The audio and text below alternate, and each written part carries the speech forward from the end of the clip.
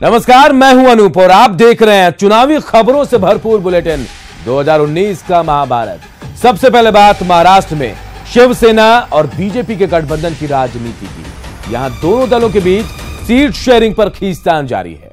वहीं शिवसेना की नजर में 1995 के मॉडल पर उसकी नजर टिकी हुई है।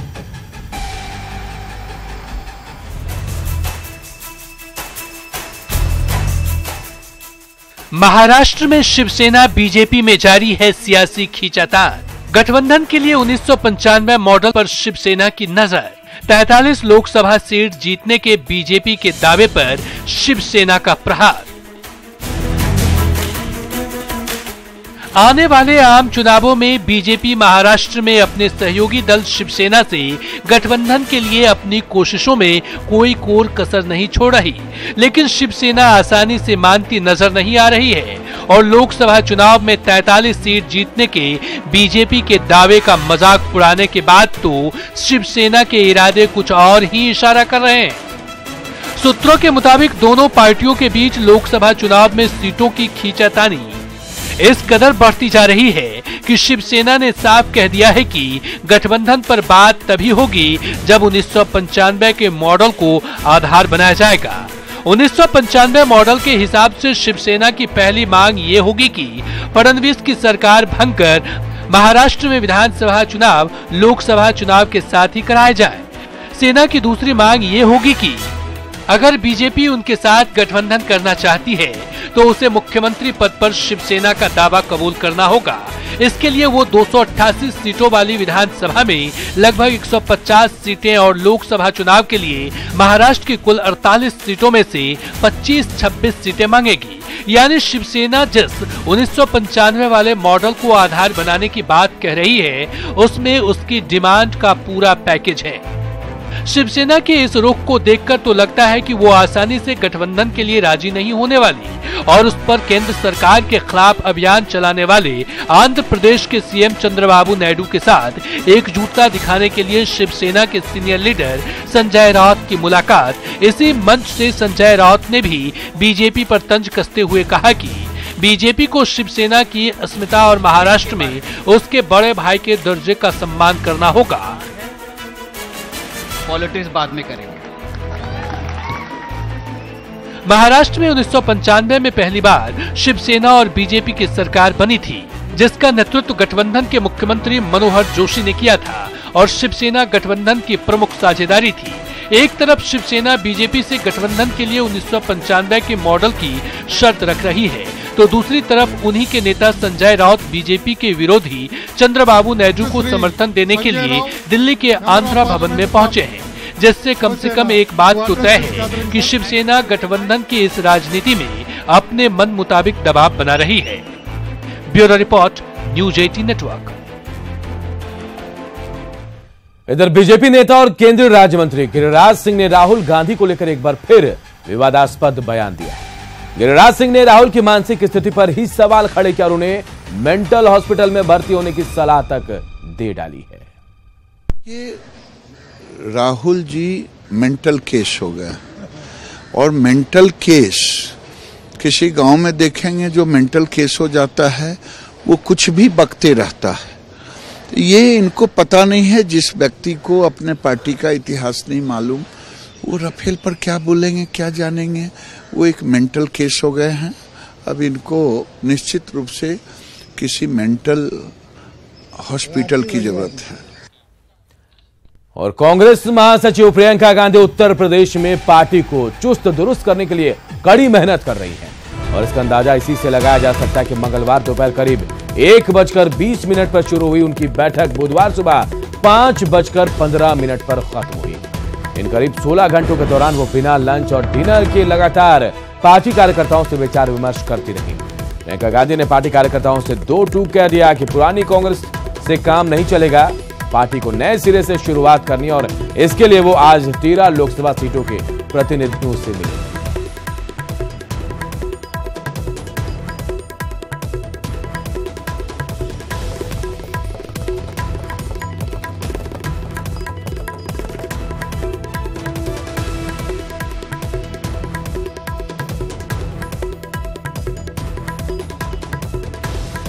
प्रियंका गांधी को सौंपे गए पूर्वी उत्तर प्रदेश के हर लोकसभा क्षेत्र से करीब 18 से 22 लोगों के एक प्रतिनिधिमंडल ने उनसे मुलाकात की।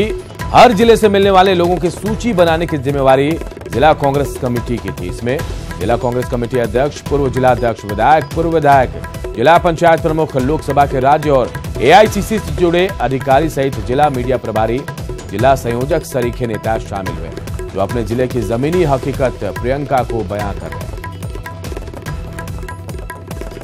हम लोगों से चर्चा हुई संगठन के बारे में और संगठन को जिस तरीके से मजबूती दिया जा रहा है, इनके आने से जो ऊर्जा मिली है वो एक कांग्रेस में के हर नौजवानों में ऊर्जा आई है और यहाँ पे जाति और धर्म का भेदभाव सब खत्म हो करके हमको लग रहा है कि अब उत्तर प्रदेश की हर कौम, हर जात के लोग ही कांग्रेस को सपोर्ट करना चाहेंगे। और जो भी हम यहाँ से आदेश मिलता है सब लोग उसका पालन करिए और बूथ स्तर पर, युद्ध स्तर पर आप लोग लग जाइए कि वहाँ पे जो भी हम प्रत्याशी दो उसको जिता के आप लोग भेजिए। और जल्द ही लोकसभा क्षेत्र के दौरे के लिए भी कहा है कि नहीं ऐसा कुछ नहीं है। उनको न अभी 1.5 महीने का समय है, न वो हर जगह का दौरा कर सकती हैं और न ही वो हर जगह पहुँच सकती हैं। फूलपुर लोकसभा से मैं मिल के आया, एक आदमी से एक लोगों से उन्होंने बात पूछा। हमने ऑफर किया कि आप इलाहाबाद संसदीय सीट फूलपुर में लड़ें, पंडित जवाहरलाल से। उन्होंने कहा मैं नहीं लड़ूंगी, आपको इस कुरुक्षेत्र में मुझे सेनापति बनाइए। आप सेना बनने के लिए तैयार? हम लोगों ने कहा सेना बनने की तैयार हैं। कार्यकर्ताओं की मांग थी कि आप ऐसा करेंगे, लेकिन उन्होंने इतना अच्छा भरोसा कार्यकर्ताओं पे जताया कि नहीं, कार्यकर्ता ही हमारी जगह लड़ेंगे और कार्यकर्ता ही जीत करके पूर्वांचल को बड़ी से बड़ी संख्या में लाएंगे। चर्चा यही हुई, हम लोगों ने जो है माननीय प्रियंका गांधी जी से जो है कहा कि नेहरू जी की कर्म भूमि पे आप जो है चुनाव लड़िए, तो उन्होंने कहा जो है मुझे पूरा देखना है, इसलिए मैं चुनाव नहीं लड़ूंगी, लेकिन हमारी लोग की इच्छा ये है कि फूलपुर से जो है चुनाव लड़ें। कांग्रेस अध्यक्ष राहुल गांधी ने यूपी में महासचिव प्रियंका गांधी और ज्योतिरादित्य सिंधिया के काम का बंटवारा कर दिया है। प्रियंका गांधी 41 लोकसभा क्षेत्रों का काम देखेंगी तो सिंधिया 39 सीटों पर काम करेंगे। राहुल गांधी ने पूर्वी और पश्चिमी सीटों को अलग अलग जोन में बांटकर साफ कर दिया कि कांग्रेस फ्रंट फुट में खेलेगी। आइए देख लेते हैं कौन लोकसभा सीट किसके जिम्मे है। तो प्रियंका के खाते में उन्नाव, मोहनलालगंज, लखनऊ, रायबरेली, अमेठी, सुल्तानपुर, प्रतापगढ़, जालौन, बांदा, फतेहपुरी, कौशांबी, फूलपुर, इलाहाबाद, बाराबंकी, फैजाबाद, अंबेडकर नगर, कैसरगंज, गोंडा, डुमरियागंज, बस्ती, संत कबीर नगर, महाराजगंज, गोरखपुर, कुशीनगर, देवरिया, बांसगांव, लालगंज, आजमगढ़, घोसी, सलेमपुर, बलिया, जौनपुर, मछली शहर, गाजीपुर, चंदौली, वाराणसी, भदोई, मिर्जापुर, रॉबर्ट्सगंज, झांसी और हमीरपुर लोकसभा सीट है। तो ज्योतिरादित्य के जो जिम्मे जो सीट आई है, सहारनपुर, कैराना, मुजफ्फरपुर, बिजनौर, नगीना, मुरादाबाद, रामपुर, संभल, अमरोहा, मेरठ, बागपत, गाजियाबाद, नोएडा, बुलंदशहर, अलीगढ़, हाथरस, मथुरा, आगरा, फतेहपुर सीकरी, फिरोजाबाद, मैनपुरी, एटा, बदायूं, आंवला, बरेली, पीलीभीत, शाहजहांपुर, खीरी, धौरहरा, सीतापुर, हरदोई, मिश्रिख, फर्रुखाबाद, कन्नौज, कानपुर, अकबरपुर, बहराइच और श्रावस्ती लोकसभा सीटें हैं। बीजेपी अध्यक्ष अमित शाह आज प्रयागराज के दौरे पर रहेंगे। शाह कुंभ में संगम स्नान भी करेंगे और कई अखाड़ों के प्रमुख साधु संतों से मुलाकात कर आशीर्वाद लेंगे। इस दौरान शाह मौजगिरी घाट पर 151 फीट ऊंचे त्रिशूल का लोकार्पण भी करेंगे। शाह के साथ सीएम योगी, डिप्टी सीएम केशव प्रसाद मौर्य, प्रदेश अध्यक्ष महेंद्र नाथ पांडे भी मौजूद रहेंगे।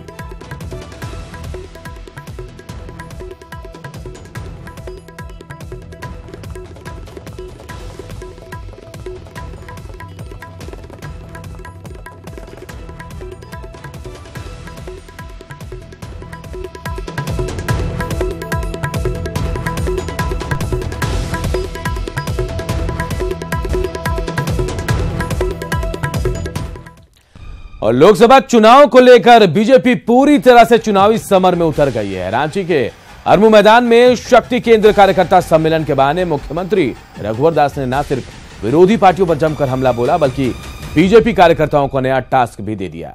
वह कार्यक्रम में बतौर मुख्य अतिथि पहुंचे छत्तीसगढ़ के पूर्व सीएम रमन सिंह रघुवर सरकार की योजनाओं के मुरीद हो गए। रिपोर्ट देखिए। झारखंड की सभी 14 सीटों पर जीत के लक्ष्य के साथ चुनावी तैयारी में जुटी बीजेपी इन दिनों कार्यकर्ताओं में जोश भरने का काम कर रही है।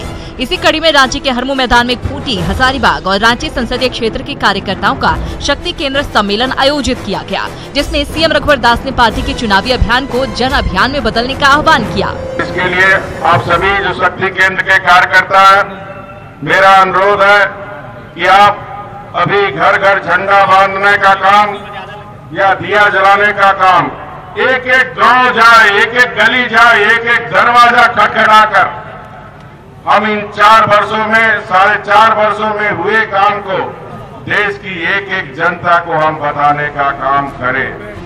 चुनावी साल है, लिहाजा पार्टी कार्यकर्ताओं को भी पहचान और पूरा सम्मान मिलना चाहिए। इसलिए सभी कार्यकर्ताओं के लिए पहचान पत्र बन रहा है। चुनावी साल में जनता का भी कोई काम रुकना नहीं चाहिए। सीएम को मंजूर नहीं कि जनता छोटे छोटे काम के लिए सरकारी बाबुओं के आगे पीछे घूमती रहे।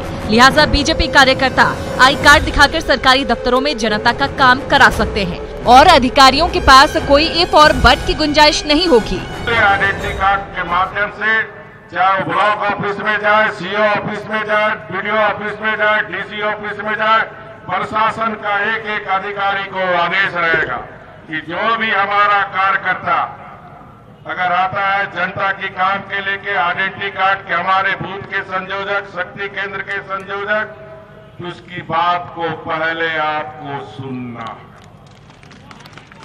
ये काम सरसरा के सुनना है, और जो अधिकारी नहीं सुनेगा उसको पर भी त्वरित कार्रवाई भी हो।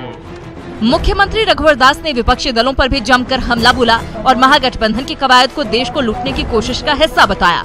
वहीं कार्यक्रम में बतौर मुख्य अतिथि शामिल हुए छत्तीसगढ़ के पूर्व सीएम रमन सिंह झारखंड सरकार की योजनाओं से इतने प्रभावित हुए कि उन्होंने यहां तक कह दिया कि अगर ऐसी योजनाएं उन्होंने छत्तीसगढ़ में चलाई होती तो वे चौथी बार सीएम होते। जब झारखंड आया मन प्रसन्न हो गया, यहाँ की योजनाओं को देखकर बड़ी प्रसन्नता हुई।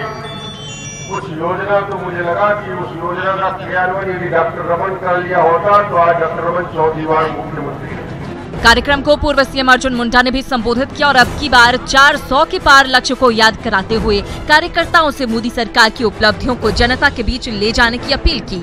साथ ही विपक्षी एकता की कवायद को दिशाहीन बताया। ऐसे दल के लोग कहीं गठबंधन की, कहीं महागठबंधन की, कहीं गांठ बांधने की बात तो करते, लेकिन भारत को समग्रता के साथ देखने का उसमें दृष्टिकोण नहीं। चुनावी बिगुल बजने से पहले कार्यकर्ताओं को पूरी तरह से तैयार करने में जुटी बीजेपी ने इस सम्मेलन के माध्यम से कई होमवर्क भी दिया है ताकि चुनाव के दौरान जनता बीजेपी के खिलाफ साजिश रचने वाले दलों के झांसे में न आ पाए। न्यूज़ 18 के लिए रांची से भुवन किशोर झा की रिपोर्ट। बिहार कांग्रेस के पूर्व अध्यक्ष रामजतन सिन्हा ने हाथ छोड़कर तीर थाम लिया है। मुख्यमंत्री नीतीश कुमार की मौजूदगी में रामजतन सिन्हा ने जेडीयू में वो शामिल हुए हैं और इस दौरान कई नेता पार्टी दफ्तर में मौजूद थे। रामजतन सिन्हा ने कांग्रेस पर उनकी अहमियत नहीं समझी और पिछले कई चुनाव में मौका नहीं देने का आरोप लगाया। रामजतन सिन्हा मखदूमपुर से 4 बार विधायक रह चुके हैं। 2015 में उन्होंने जहानाबाद की कुर्था सीट से निर्दलीय उम्मीदवार के तौर पर चुनाव लड़ा था, जिसमें उनकी करारी हार हुई थी। जेडीयू के राष्ट्रीय अध्यक्ष नीतीश कुमार ने कहा कि रामजतन बाबू का शिक्षा और समाज में बड़ा योगदान है और उनके आने से पार्टी मजबूत हुई है। तो यह बहुत बड़ा कन्विक्शन की बात है और जो भी राजनीतिक जीवन में है सबों का यह धर्म बनता है कि ऐसे व्यक्ति के हाथों को मजबूत करें और यही सोचकर हमने पार्टी में योगदान किया है। इसके अलावा हमारी कोई बातचीत न मुख्यमंत्री से हुई है न किसी दल के नेता से हुई है और हमने पार्टी की सदस्यता आज ग्रहण की है और ग्रहण करके हमको प्रसन्नता है कि बिहार के वर्तमान मुख्यमंत्री के नेतृत्व में काम करने का मौका मिलेगा। धन्यवाद। तो चाहे राजनीति का क्षेत्र हो या शिक्षा का क्षेत्र हो, दोनों में इनकी भूमिका विशिष्ट रही है और ऐसी परिस्थिति में इन्होंने ये निर्णय लिया कि हम अब जनता दल यू के साथ रहेंगे, काम करेंगे, साथ चलेंगे। तो ये कोई मामूली बात नहीं है, हम सब लोगों के लिए बहुत खुशी की बात है। और लंबे काल से समाज की जो स्थिति है उसका पूरा अध्ययन है इनको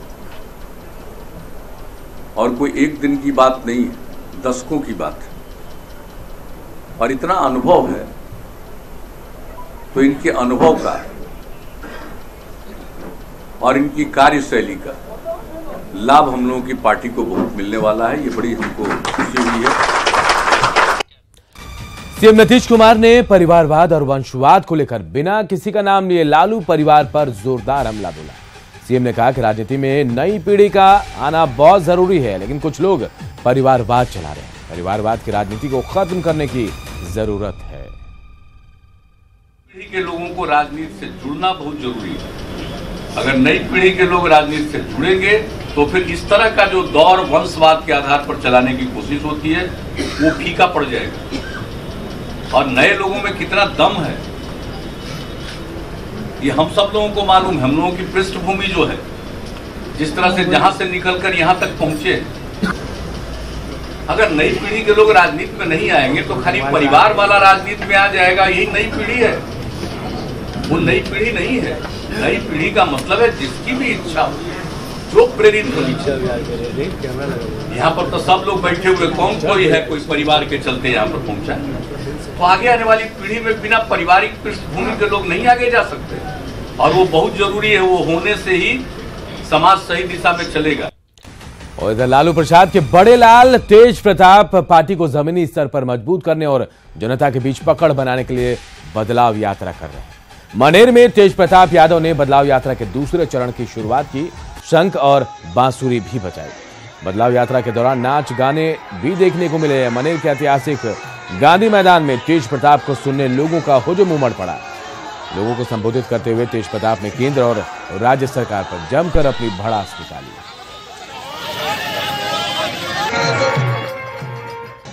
तीन स्टेट में देखिए कांग्रेस का किस तरीके से सरकार बना, महान जनता बनाने का काम किया। उसी तरीके से अर्जुन जो है तेजस्वी मेरा छोटा भाई है, उसको गद्दी पे बैठाना है। गांधी मैदान में हमने शंखनाद किया था कि नहीं किया था? गांधी मैदान दिल्ली में राजीव प्रताप रूडी के आवास पर बिहार बीजेपी नेताओं की अहम बैठक हुई। बैठक में आगामी 3 मार्च को होने वाली एनडीए की रैली की तैयारियों की समीक्षा हुई। बैठक में पार्टी के सभी नेताओं को रैली को ऐतिहासिक बनाने का टास्क दिया गया। नेताओं को रैली में 5 लाख लोगों को लाने का टारगेट दिया गया है।